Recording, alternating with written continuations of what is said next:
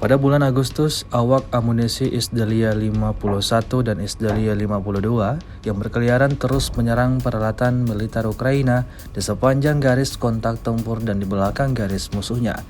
Rekamannya beredar di aplikasi perpesanan Telegram pada Selasa 3 September 2024. Kompleks lancet dari Zala secara aktif digunakan untuk melawan pertahanan Ukraina di arah Kursk dan Belgorod oleh operator kelompok pasukan utara.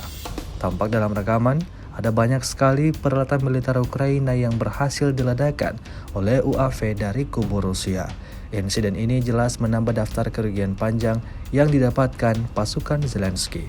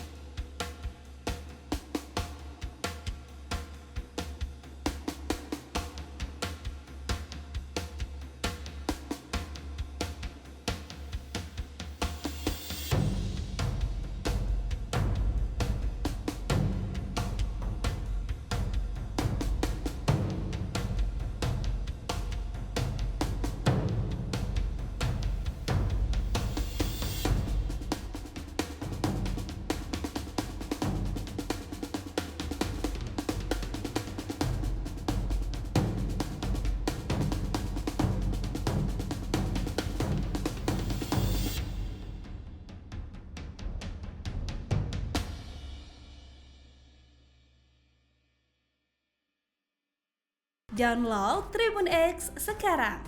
Menghadirkan lokal menjadi Indonesia.